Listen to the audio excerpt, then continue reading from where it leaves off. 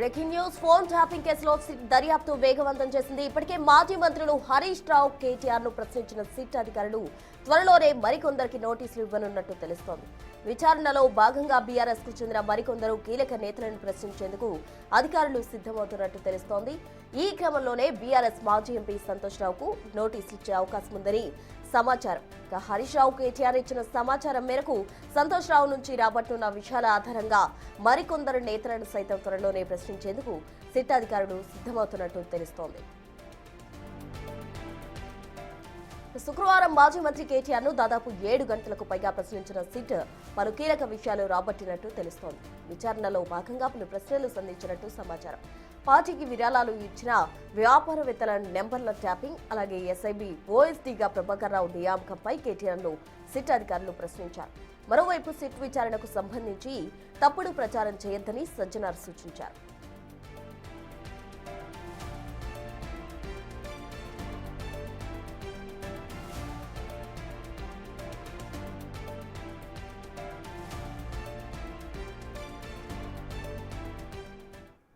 Phone tapping వ్యవహారానికి సంబంధించి SIT అధికారులు దూకుడు పెంచారు. పూర్తి వివరాలు మా ప్రతినిధి సురేష్ లైవ్ ద్వారా అందిస్తారు.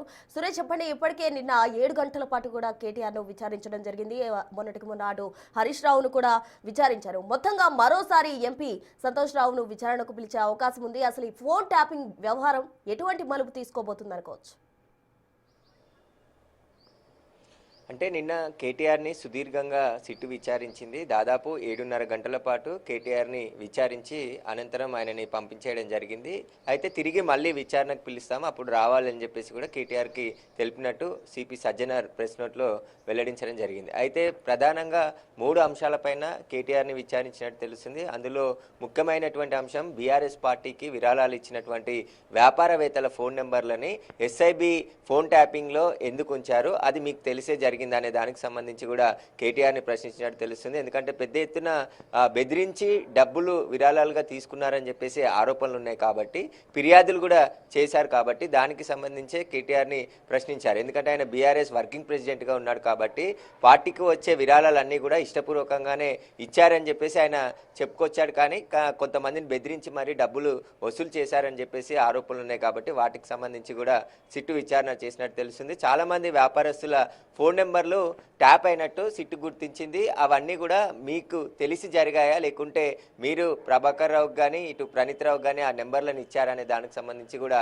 ప్రశ్నించినట్టు తెలుస్తుంది. అదే సమయంలో మాజీ టాస్క్ ఫోర్స్ డీసీపీ రాధాకిషన్ రావుని కూడా నిన్న విచారణకు పిలిచారు. కానీ వేరువేరుగా విచారణ చేసినట్టు తెలుస్తుంది. ఒకరి తర్వాత ఒకరిని వేరే వేరే రూమ్లో విచారించినప్పుడు ఆ రాధాకిషన్ రావు కొన్ని నెంబర్లు ఎస్ఐబిలో ఉన్నటువంటి ప్రణీత్ రావు, ప్రభాకర్ రావుకి ఇచ్చాడు. ఆ నెంబర్లన్నీ కూడా బిగ్ బాస్ ఇస్తే ఇచ్చానని చెప్పేసి ఆయన చెప్పాడు. ఆ బిగ్ బాస్ ఎవరు అని చెప్పేసి కూడా ఇటు కేటీఆర్ని విచారించినట్టు తెలుస్తుంది.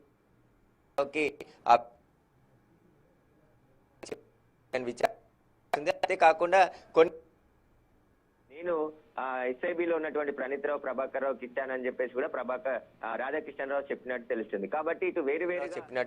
కాబట్టి ఇటు వేరువేరుగా విచారించారు. ఒకరి నుంచి ఒకరికి సమాచారం సంబంధించి వేరువేరు సమాధానాలు చెప్పినట్టు కూడా తెలుస్తుంది. కాబట్టి ఇప్పుడు ఈ కేసులో బీఆర్ఎస్ పార్టీకి వచ్చినటువంటి ఎలక్ట్రో బాండ్లతో పాటు పెద్ద ఎత్తున పార్టీ విరాళాలు కూడా ఇచ్చారు. కాబట్టి వారందరూ కూడా ఇష్టపూర్వకంగా ఇచ్చారా, లేదంటే ఈ ఫోన్ ట్యాపింగ్ ద్వారా వారిని బెదిరించి ఎలక్ట్రో బాండ్స్ కావచ్చు, ఇటు పార్టీ ఫండ్ కానీ వచ్చిందా అనే దానికి సంబంధించి కేటీఆర్ని ప్రశ్నించినట్టు తెలుస్తుంది. అంతేకాకుండా ఈ వ్యాపారవేత్తల నెంబర్లన్నీ కూడా ఎస్ఐబి నిఘాలో ఎందుకున్నాయి, మీకేమైనా ఈ వివరాలు తెలుసా అని చెప్పేసి కూడా కేటీఆర్ని ప్రశ్నించినట్టు తెలుస్తుంది. వాటికి నాకేం తెలియదు అని చెప్పేసి కేటీఆర్ సమాధానాలు చెప్పినట్టు తెలుస్తుంది. అంతేకాకుండా ఇక ఈ కేసుకు సంబంధించి ప్రభాకర్ రావు ఓఎస్డీగా నియమించారు. అంటే ఆయన రిటైర్డ్ అయినప్పటికీ కూడా ఎస్ఐబిలో ఓఎస్డీగా నియమించడానికి మీరేమైనా సిఫారసు చేశారా, అది నిబంధనలకు విరుద్ధంగా నియామకం జరిపారు కాబట్టి వాటికి సంబంధించి కూడా ఆయనని సుదీర్ఘంగా విచారించినట్టు తెలిసింది. వాటికి కూడా నాకేం సంబంధం లేదు అని చెప్పేసి